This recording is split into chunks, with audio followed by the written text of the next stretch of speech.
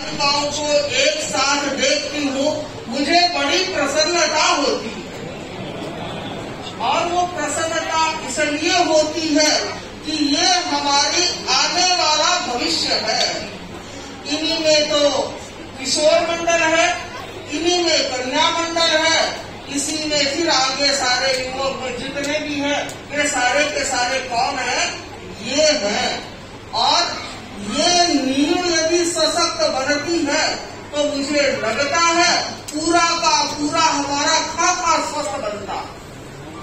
यह आवश्यक है और इसलिए मैंने आज यह विषय रखा, बच्चों का संसार, संस्कारों का उपहार। आज का ये कार्यक्रम मंत्र दीक्षा और उसके साथ में गीत राग मठ कार्यशाला, जो परम पूज्य आचार्य श्री महाश्रवण जी का एक सुफल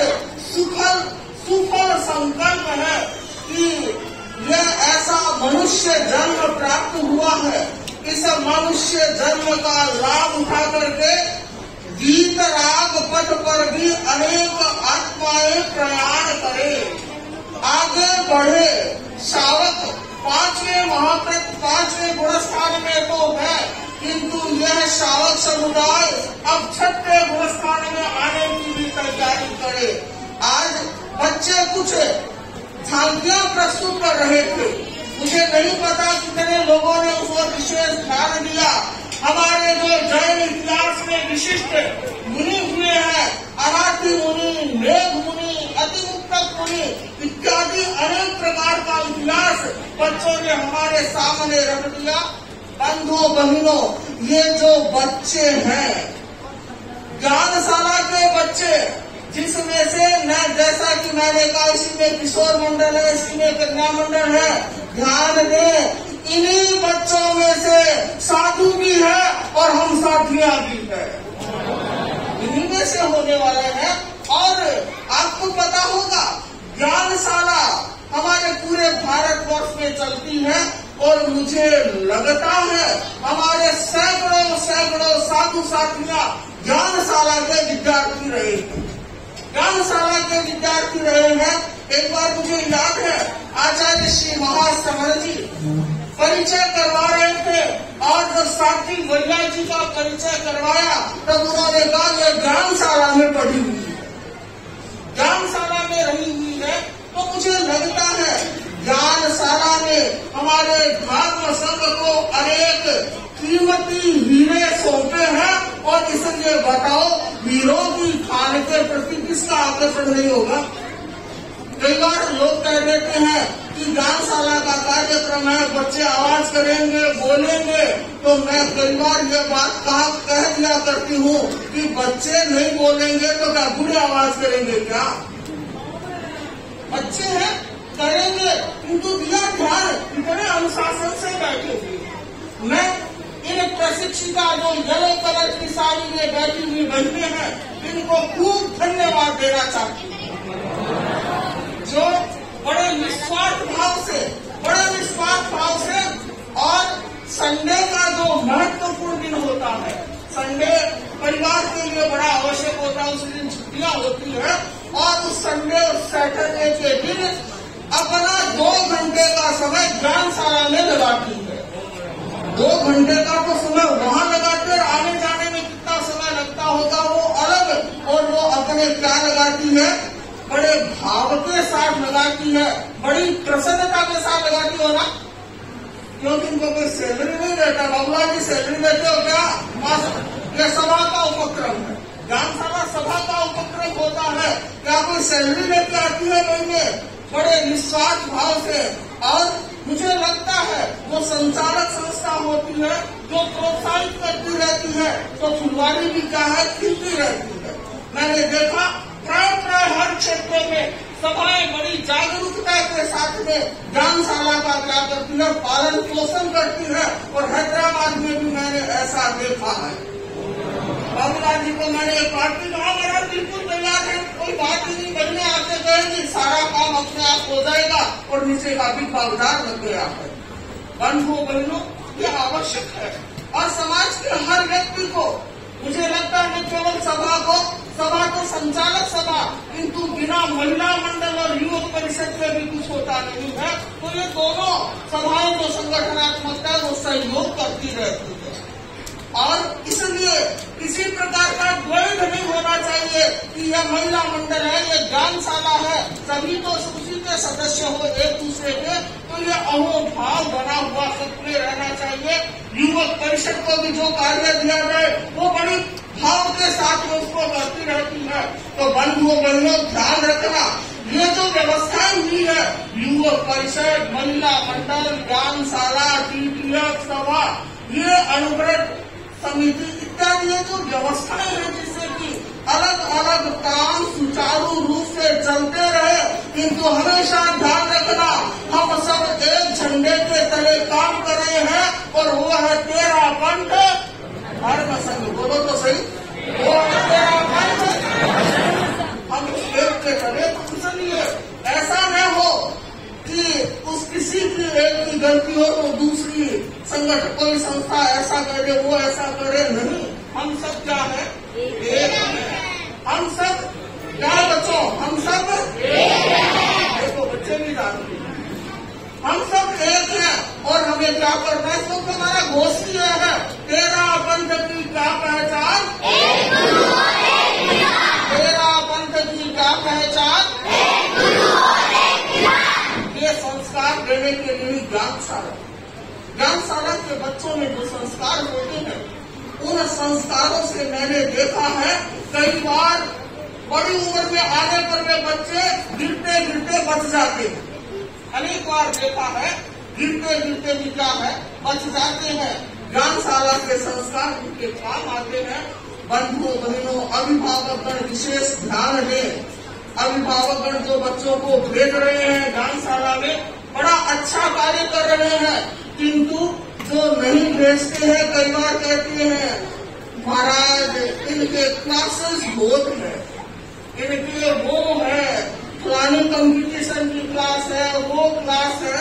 माना आज का युग ऐसा हो गया है, इतनी सारी क्लासेस उनके पास में है, तो आप ध्यान दें सारी क्लासों में आप इनको भेजोगे, ज्ञानशाला में नहीं भेजोगे तो ये संस्कार विहीन होकर के कैसी स्थिति में पहुंच जाएंगे तुमको पता ही नहीं रहेगा। आप इनको गाड़ी सब कुछ दोगे, बंगला दोगे, धन दोगे, दौलत दोगे, कार दोगे, कई बार कहा करती हूँ कि सब कुछ दोगे, बड़ी बड़ी गाड़ियां कार दोगे और संस्कार नहीं दिए तो सारा बेकार हो जाएगा। बड़े होने पर तो क्या छोटे छोटे भी क्या कारनामे करने शुरू कर देते हैं, समझ में नहीं आता है। जो ज्ञानशाला का हमारा विद्यार्थी होगा वह विद्यार्थी अलग प्रकार का होगा। प्रशिक्षिका बहनों को भी मैं विशेष प्रेरणा देना चाहती हूँ कि आप इनके ज्ञानवर्धन में तो सहयोगी बनती ही है, किंतु उनके जीवन विकास में भी सहयोगी बनना।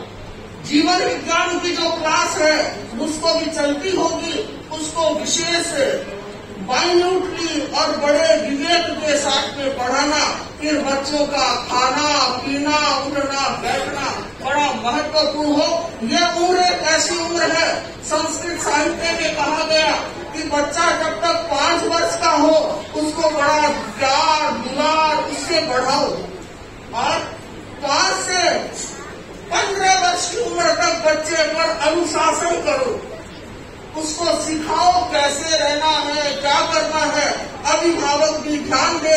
मुझे संस्कृत भाषा का श्लोक बड़ा अच्छा लगता है, 5 वर्षों तक पालन और अगले 10 वर्षों तक उन बच्चों को विवेक दो, जीवन कैसे जीना है, क्योंकि आगे बढ़कर उनको जीवन की यात्रा करनी है।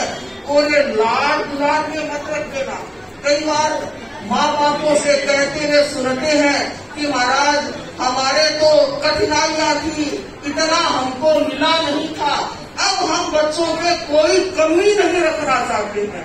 माना नहीं, आप कोई कमी नहीं रखना चाहते हैं, किंतु जरा ध्यान देना आपकी वो आदत उन बच्चों के भविष्य को नहीं बिगाड़ दे।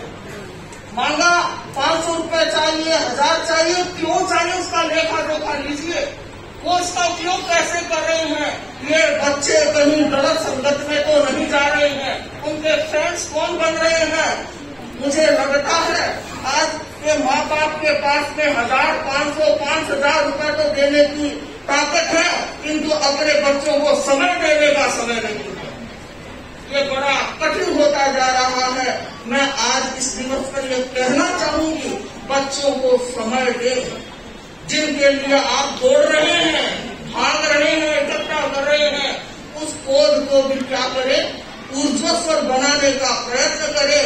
यह बच्चों का संसार सबके लिए उपहार बनने वाला है यदि आप संस्कार देते हैं। मुझे याद आ गई, बचपन में मेरी माँ या दादी जी कहानी सुनाया करती थी कि एक चोर चोरी करके पकड़ा गया और उसको राजा ने फांसी की सजा दे दी।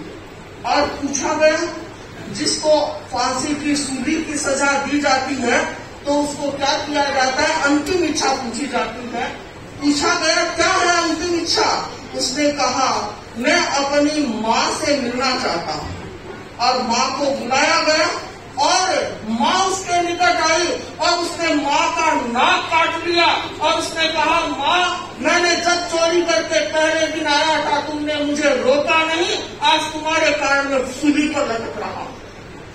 ध्यान देना कितनी महत्वपूर्ण बात। बच्चा यदि बचपन में कोई गलती करता है, वो दायित्व होता है माँ का, कहीं उसकी गलती की निपा चोटी न करे, उसको अच्छे संस्कार दे, सद संस्कार दे, जिससे उसका जीवन क्या हो सके, उन्नत हो सके। आज ये ज्ञानशाला के बच्चे मेरे सामने हैं और पूरे भारतवर्ष में आज मंत्र दीक्षा का क्या हो रहा है, आयोजन हो रहा है। संभवतः वितरागपट कार्यशाला का भी होता होगा, किंतु मैंने साथ में रखा है क्योंकि बच्चे मेरे सामने हैं। ज्ञानशाला के बालक बालिकाओं सुनना, हम अभी आपके सदस्य हैं आपकी ज्ञानशाला के। कैसे हुए हम आपके, महाराज आप कितने बड़े हो, हम तो इतने छोटे हैं, आप हमारे गाँव, हाँ इतना फर्क है। आप वर्तमान के सदस्य हो, हम अतीत के सदस्य हैं। वो मुझे याद है कि हमारे सामने बेंगलोर के ज्ञानशाला के बैठी हुई है साथी राजीव, इन्होंने बताया कि हमारी बेंगलोर ज्ञानशाला से 21 या 23 बालक बालिकाओं ने धर्म संघ में दीक्षा स्वीकार की। आप इस ज्ञानशाला में गए होंगे, आपकी ज्ञानशाला ये साथी सोने के बाद जानना की है, इनकी भी ज्ञानशाला से ये तो दीक्षित है, कई लोग हुए होंगे, कई इन्होंने दीक्षा ली है। तो ऐसे कई लोग हैं कि जिन्होंने हमारे समय में ऐसे विधिवत ज्ञानशाला तो नहीं लगती थी, वो साथियां ज्ञानशाला लिया करती थी, तो मैं भी ज्ञानशाला की सदस्य हूँ। और साथी सुदर्शन प्रभा जी पता नहीं कल्याण अपने ज्ञानशाला क्या ये लोग बंगाल और बिहार में रहे हुए हैं पुराने, तो संभवतः सारे के सारे लोग यहाँ से जुड़े हुए रहते हैं। तो मैं चाहूंगी बालकों ध्यान देना, ये बड़ा कीमती समय तुमको मिला है। तुम्हारे मन में परम पूज्य गुरुदेव को देखा है ना तुम लोगों ने, आचार्य महाशरण जी को देखा है क्या, बच्चे ने उत्तर दो मेरा, किसने देखा है, और आचार्य श्री महाशरण जी को किसने देखा है। सारे बच्चे कह रहे हैं उनके दर्शन हमने किए, वो कैसे लगते हैं आपको, बहुत अच्छे लगते हैं। उनके साथ छोटे छोटे संतों को देखा है क्या, वो कैसे लगते हैं आपको, है? खेला भी उनके साथ, मेरे को बच्चों के साथ खेला भी। अच्छा, तो अब देखो तुम कह रहे हो हम उनके साथ के रहे भी हैं, बच्चे भी हैं, बोलो किस किस का मन हो रहा है दीक्षा लेने का, देखो हाथ खड़े करे हमारे बच्चे, कोई बात नहीं, बीच में देखो ओम वरम तो कर दो भाई। हाँ सत्या विशेष ध्यान दे लेना, तो हाथ खड़े किए, हाथ खड़े किए, हमारी वितरागपट कार्यशाला अपने आप सक्सेस हो जाएगी। ये वैराग्य पद कार्यशाला इसलिए होती है, प्रेरणा जागे, बच्चों को ध्यान तो होता है। कई बच्चों को पूछते हैं दीक्षा लोगे, नाम बोलते हैं, कुछ ऐसे भाग्यशाली होते हैं कम से कम उन्होंने हाथ तो बोला, वापस एक बार हाथ हाथ खड़ा करना।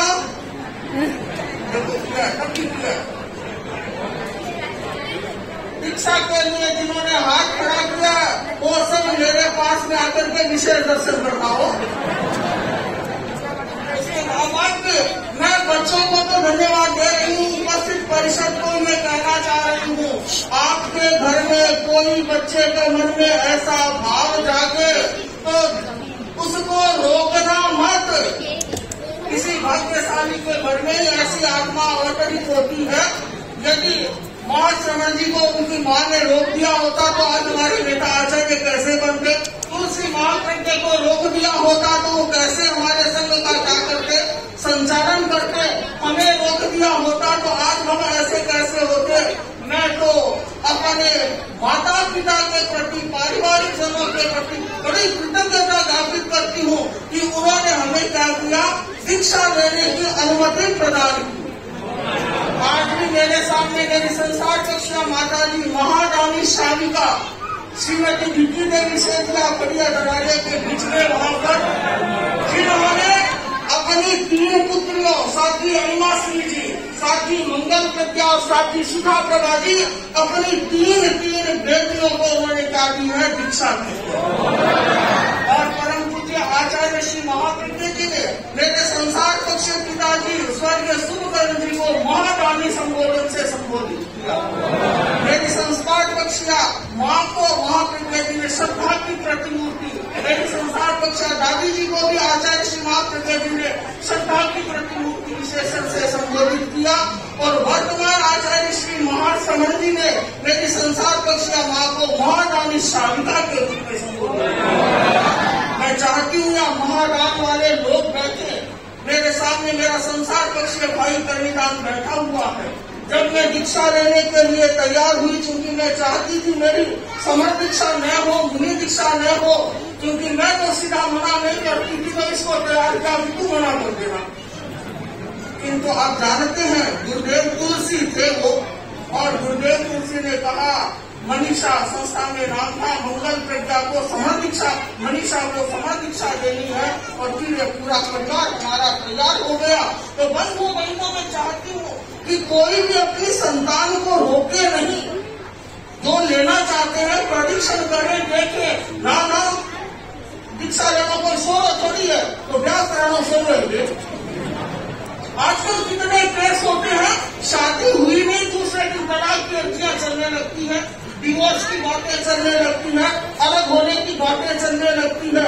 बंधुओं बहनों ध्यान दो, अनंत काल से ये काम भोग भोगते आ रहे हो, इनसे कभी तृप्ति होने वाली नहीं है। इसलिए जागरूक बना, उस दिशा में प्रस्थान करना। तो आज मंत्र दीक्षा का कार्यक्रम है। मैं अब कहूँगी बच्चे बैठे